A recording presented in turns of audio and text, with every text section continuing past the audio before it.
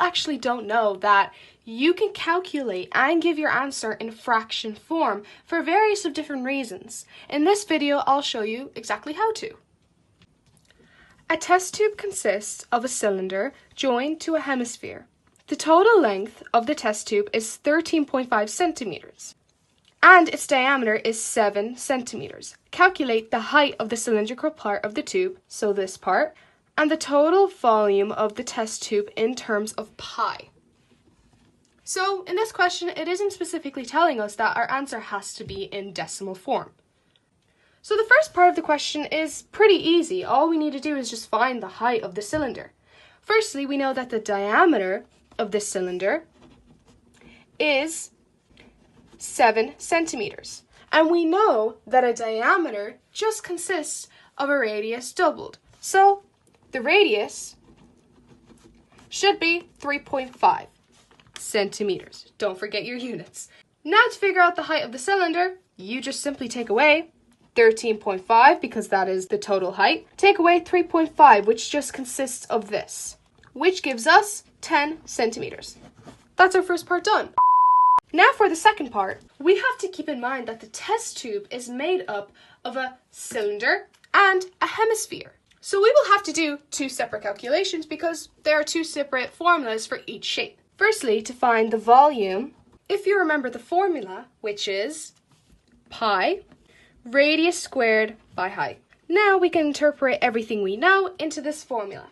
So pi multiplied by 3.5, and we have to square that, multiplied by the length, which is 10, gives us 122.5 centimeters cubed. If you put this into a calculator, this is automatically what you get. But if you want, you can convert this into simply a half. So 122.5 centimeters cubed.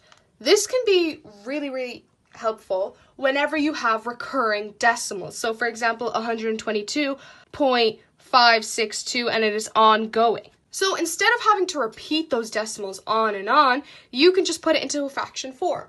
So this is the volume of the cylinder. We now have to find the volume of the hemisphere.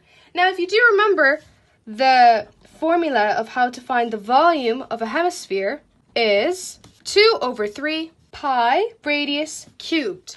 So we will then again interpret everything that we know into this formula to get our answer. So 2/3 multiplied by pi and then multiplied by 3.5, and we're cubing that, which gives us 28.5833. Okay. We don't necessarily have to write out all of those digits. Instead, we can just simply put it into a fraction form. And on your calculator, if you don't know how to do that, all you need to do is just press format, and then you go all the way down to mixed fraction.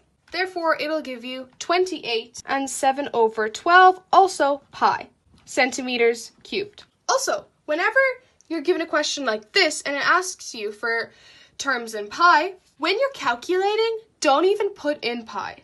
And I know that sounds quite weird because in the formulas it says pi, but the thing is that this wouldn't be as suitable for questions like this when they're asking don't include pi in your calculation. So all you're really doing is you're doing 3.5 and squaring that multiplied by 10. That's all you're doing. And then you're adding in pi. You're not multiplying it out. Same here. You're doing 2/3 multiplied by 3.5 and you're cubing that. And then at the end, you're adding in pi. So whenever you're asked a question like this, don't even add pi in your calculation. Now that you have your two answers, 122.5 pi centimeters cubed, we're going to add them both, 28, 7/12 pi centimeters cubed, to find the total volume of this test tube, because we're adding both of the two values of each shape in order to get the total value, which gives us 151 and 1/12 pi centimeters cubed. And that is that. Thank you for watching.